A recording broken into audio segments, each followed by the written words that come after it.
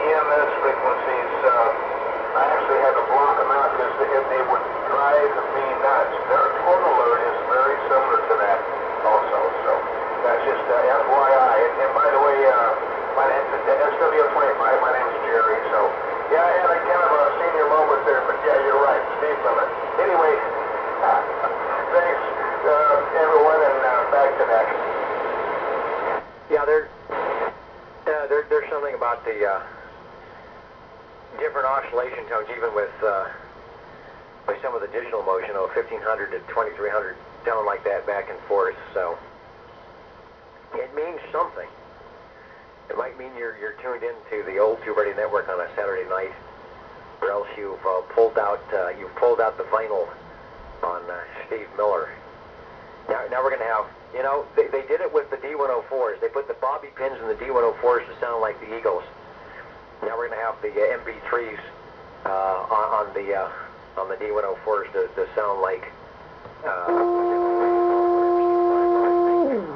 Thank you for the comments there.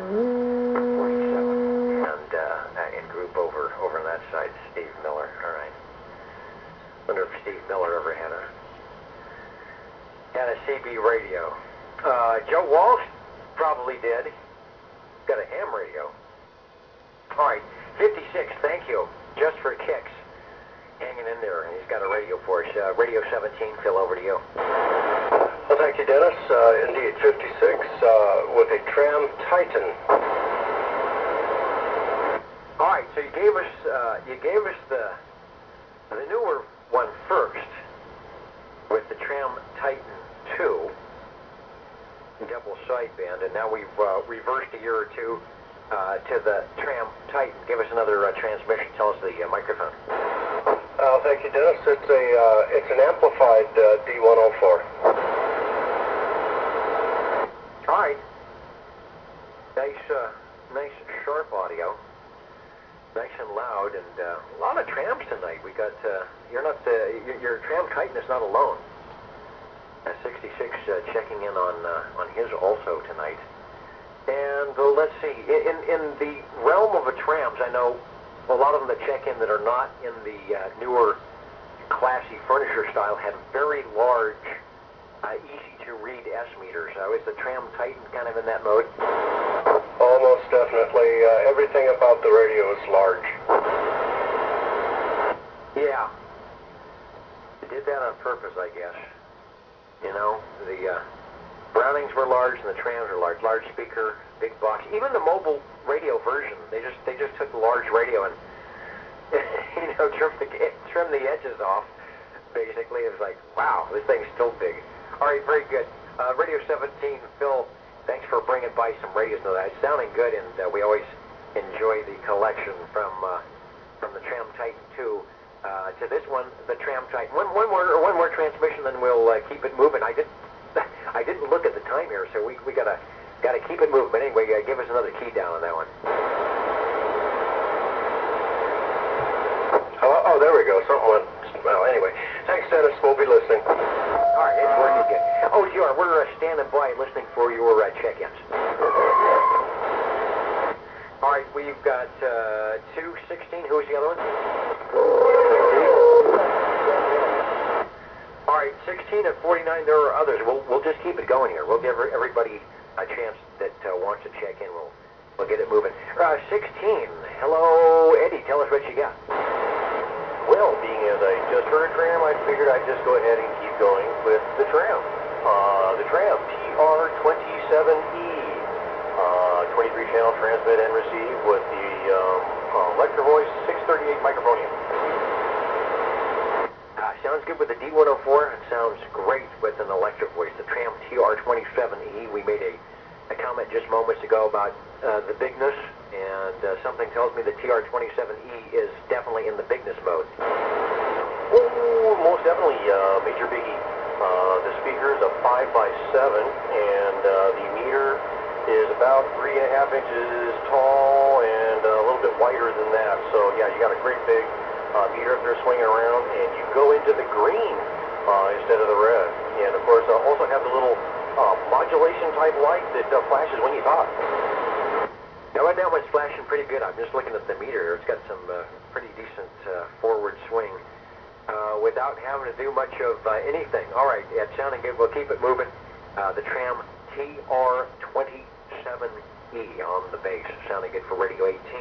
What did I write down? 49. Brian, did we get you in? I should know this. We'll probably need to put an X in the square for you. Over. That would be affirmative. Yeah, just checking in here a little bit late, but this late's better than never. So go ahead and wave a big hello out there tonight, and you have a good night as well, Dennis. Take care, man. All right, computer man, sounding good. Always nice audio. Always nice audio on that radio. Wish I could sound that good. Thank you for checking in. We got the X in the square. And who is the next station breaking for OTR? Is that 2626? Over.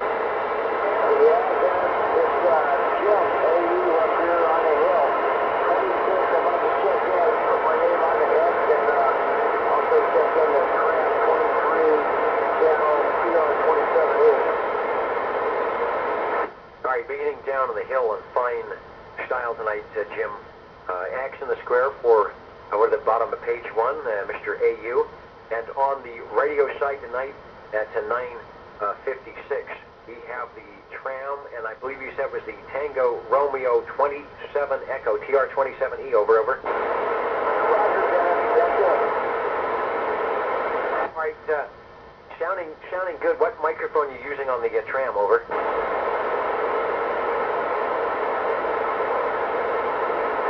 Maybe he really meant it when he said that was it.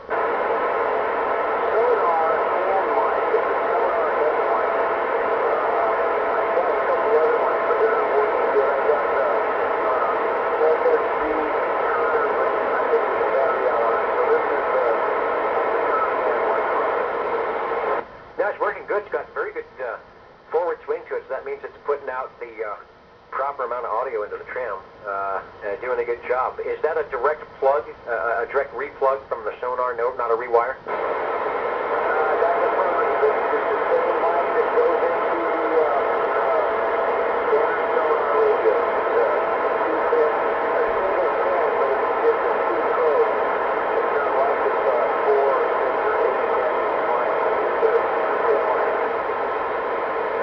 All right, a little bit of hot audio, a little bit of shield, and then some ground to keep the radio, and you've got what you need. Radio 19.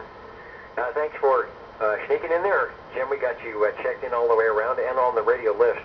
The Tram, good choice tonight. Your Trams are looking good. The TR27E, nice audio from the stock sonar microphone. Thanks. What? 56, go ahead. Thank you, Dennis. One more from me tonight. It's the Robin Tango 123 Bravo. All right, from Robin and Phil. Let's see, you got radio 20 there at 9:58. The Tango 123 Bravo. That should have, when you key up the next time, if it's working, the 6RE13 should be winking at you. Over. Oh, yes, indeed, it does.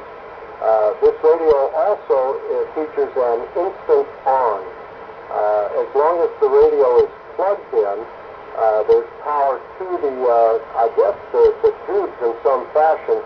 Unlike the Yaesu 101 series, where you had a switch to for the tube heaters, this always is drawing power as long as the radio is plugged in. Over. Okay, might be sort of like the old receivers used to have. I think it was a filament switch, and you click it over, and it would keep the tubes warm. It would keep the tubes heated up, so the radio wouldn't drift on you, but it would save a little electricity the other way. So it sounds like that does the an old trick from old receivers. Allows you to keep the things warm, but an instant on, it clicks it over and works. Unlike, like you said, the heater switch, which actually kills the voltage to the tubes, making it so you still have to warm the thing up. So kind of an interesting feature, and one that not too many radios have. On your Robin. All right, give us one more transmission. Thanks for your good efforts tonight in bringing by some radios for us to enjoy.